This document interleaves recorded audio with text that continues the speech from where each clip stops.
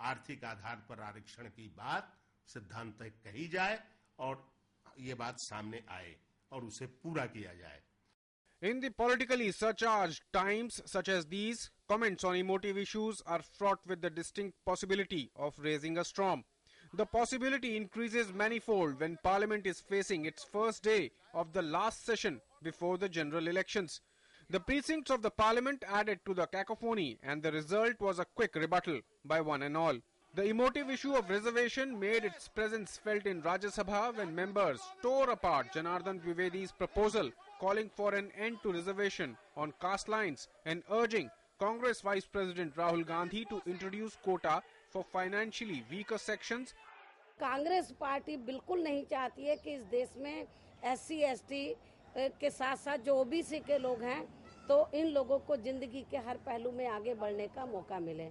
जातीय आरक्षण हुआ है उसमें कांग्रेस सबसे आगे रही है, तो कहीं ना कहीं उनकी राय में और कांग्रेस की राय में घोर विरोधाभास लगता है। The government was forced to go into damage control mode. सरकार की तरफ से ऐसे किसी भी प्रस्ताव पर ना तो विचार किया जा रहा है, न विचार करने का इरादा है।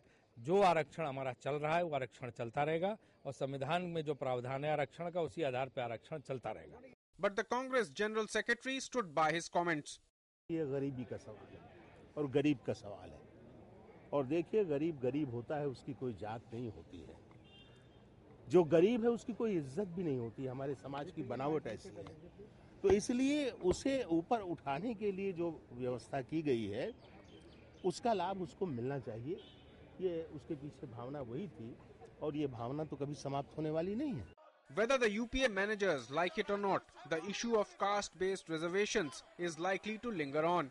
Statements of a leader as senior as Janardhan Dwivedi carry some weight, and the resultant inertia may not allow the issue to fade off the map so soon. The strong political reaction to the idea floated by the Congress General Secretary Janardhan Dwivedi may have forced the government to come out with a clarification on the issue today itself. But as the political reactions show, the matter is far from over. Ravi Dhiman, DD News, Delhi.